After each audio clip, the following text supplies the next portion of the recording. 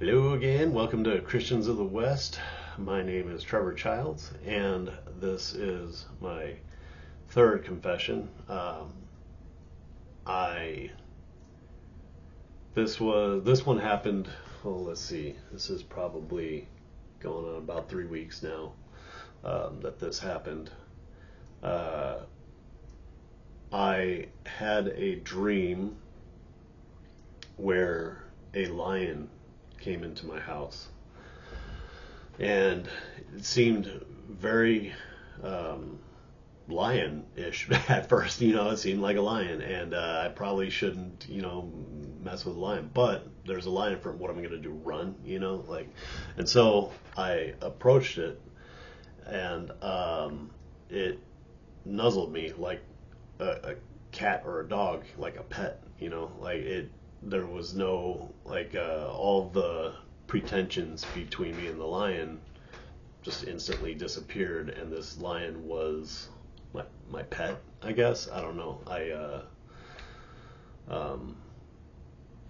Yeah, so my family came in, and my wife was kind of unaware, not unaware necessarily, but didn't really process that that's a lion and that lions are dangerous or whatever. They kind of came in naturally as if it was any other day. And this lion in my kitchen kind of took an interest in my youngest daughter, and kind of, and I was like, hey, get her, go ahead and pick her up. And my wife picked her up, and the lion was fine, no issues. And then my wife opened the living room door. This is a house that I don't live in because I don't have doors between my kitchen and living room, but whatever. I don't know whose house I was in, but it was mine. And there was a bear in my living room.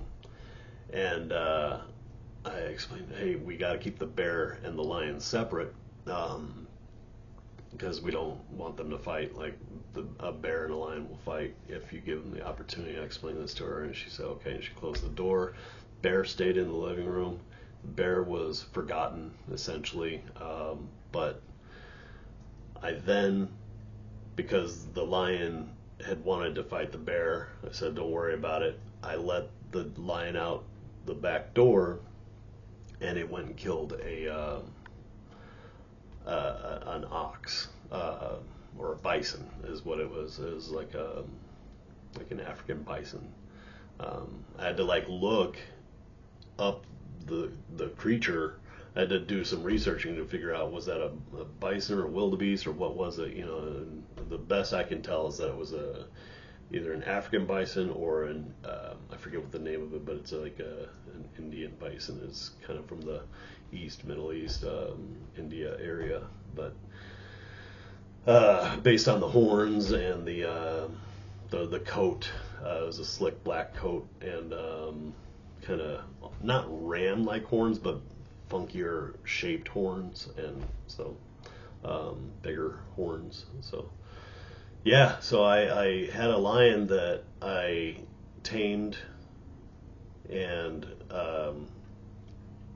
separated the bear and the lion, and kept the bear calm, and released the lion to eat a bison. And that was my dream. And then that morning, I like to flip around through books in the Bible, whatever, it's almost like I'm supposed to learn something. I feel like, and this was a great instance of that, where I don't know the Bible. I don't know where to look to find. Oh, I mean, I know that Genesis 1:1 is the story of creation. You know what I mean? I know that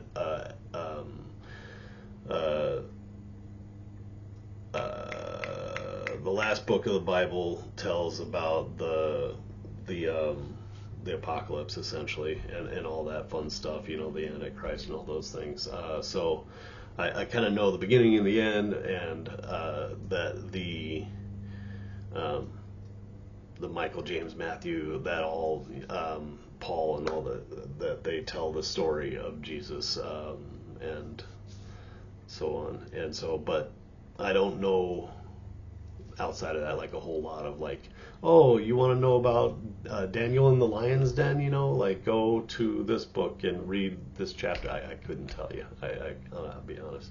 And so I flip around a lot and read different stories, and I like to read the full story. I don't like I feel like you go to church and you get this like excerpt, and they piece together excerpts from throughout the Bible, and I get that they're trying to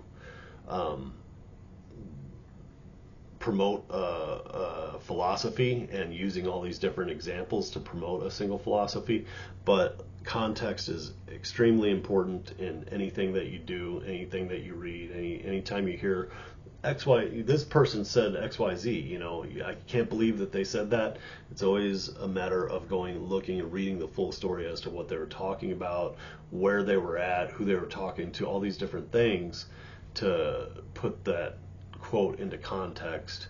And that happens with the Bible a lot, where people take things out of context in the Bible and use it to promote some false narrative, or to promote evil, or to promote all kinds of different things that the Bible should not be promoting. It doesn't promote. And so I like to read either a full book at a time, or a full story until the story changes to something else, like the next phase of the story or whatever, because a lot of it's linear. Anyway, so I opened up the Bible app, and I ended up going to, I think it was Samuel, and it ends up being the story of David versus Goliath. And in that story, he explains to, I think it's Saul, that they don't want David's like a 14-year-old kid or something like that at the time, right? He's not fully grown. They make him watch the sheep all the time, because he's a kid, and he's the youngest of like 7 kids, I think, and all of his 6 older brothers are all big and strong, and they're warriors, and his dad's a warrior, and they all go and they fight all the time, and he stays home and watches the flock. They don't like, nobody thinks a whole lot of David at the time. And so he comes out, he hears about Goliath challenging Israel for 40 days and 40 nights. He's just out there every morning, comes out and, bring out your guy, who's going to fight me. Either we're going to, have a war, or send out a warrior, and nobody wants to fight Goliath because he's 12 feet tall. And so David hears about it back home, and he comes and he tells Saul, like, let me fight him. And they're like, what do you, there's no chance. Why would you even want to fight this guy? You're in sandals and shorts, and you got no shield. You don't have a spear. You don't have anything. Like, this guy's a monster. And he tells him, look, I watch the sheep all day, every day, and lions come, and they get a sheep in their mouth, and they run off with a sheep in their mouth. And this is exactly what this lion did with that bison, or wildebeest, whatever. He took that thing and grabbed it in his mouth and ran off. And he says, I chase those lions down, and I behead them. I destroy them, and I behead them, and I bring my sheep back. And bears come, and they take a sheep in their mouth, and they run off with them. I chase that bear down, and I behead him, and I run off with him. And this guy's going to be the exact same. He's no different than a bear, no different than a lion. I'll destroy him too. And that's exactly what he does. He goes off, and But anyway, so point is that I had this dream about this bear and lion, and I didn't deal with anything regarding animals. I've got dogs, but I didn't deal with anything regarding animals leading up to this. The day before, the week before, whatever. It's not like I watched the Discovery Channel or something like that about African lions or something. I just had this dream one night, and then the next morning when I go work out, I listen to the Bible while I'm at the gym, and I'm listening to the story, and all of a sudden David starts talking about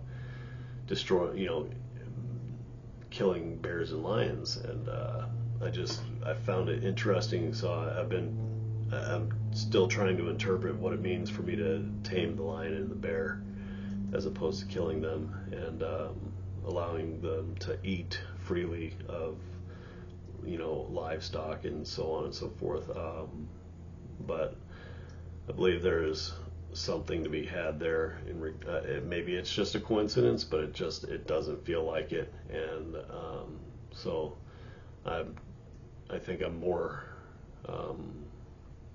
readily willing to listen to signs and symbols, but this was one that just happened within the last month.